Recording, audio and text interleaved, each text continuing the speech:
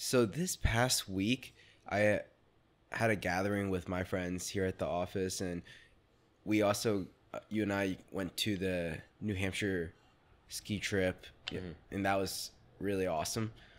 And I looked at that time. I basically invited all of my friends to a gathering on December 10th, and did not put the ski trip on the calendar. And after I invited everybody, I realized I had done goof.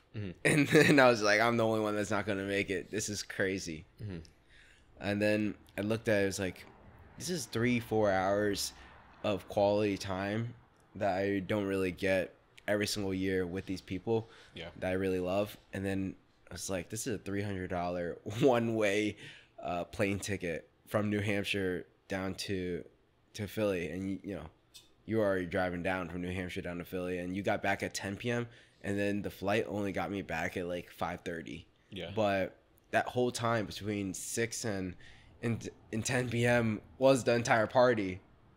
So it made me think about how valuable the time with my friends are, because the different stages of our life, they change so quickly, one person at a time. And when I reflect at that time that we had, which was 3 to 4 hours, and then I put it against that $300, I was like, that time is invaluable.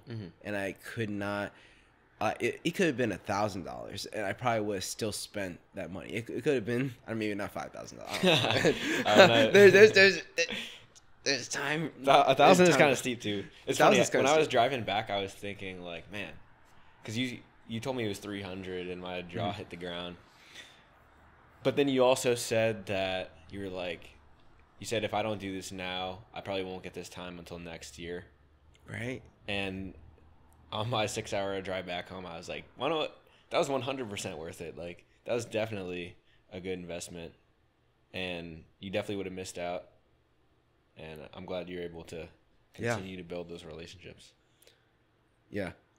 I think the way that I make decisions nowadays is, will I regret not taking this opportunity 10, 15, 20 years from now?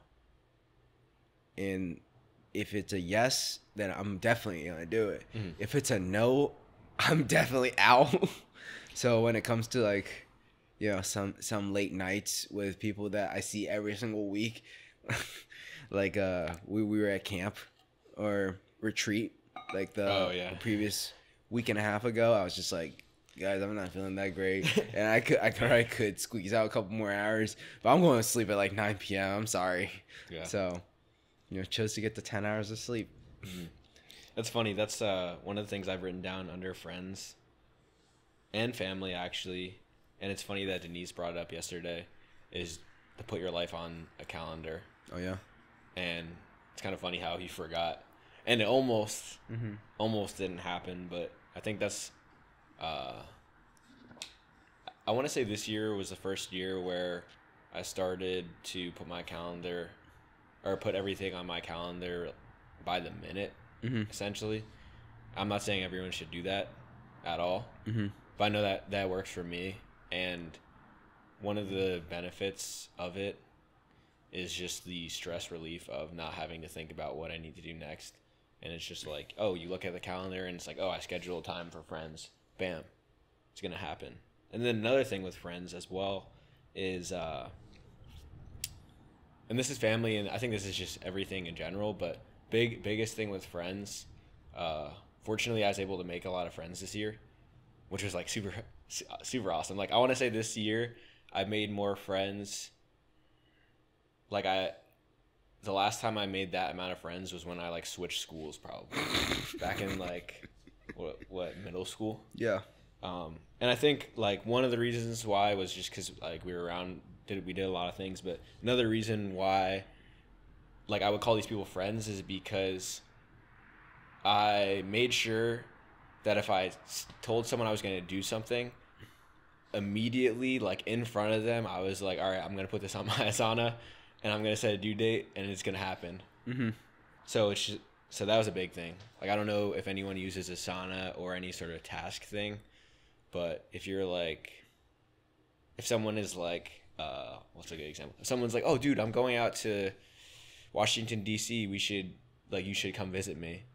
Mm-hmm. And then I'm like, all right, well, when are you going to know when's a good time for me to visit you? And if they're like January 1st, then you put on your Asana, follow up with X person on January 1st to schedule a time to hang out with them. And get everyone's number too. Get everyone's number. And make sure you like leave a note of who they are. Yeah. I have too many numbers in my phone that I have no clue sometimes who these people are. I'm curious. Do you ever text like, I have your name saved in my phone as Jesse. Which Jesse is this? No. You ever know? You don't do that? No.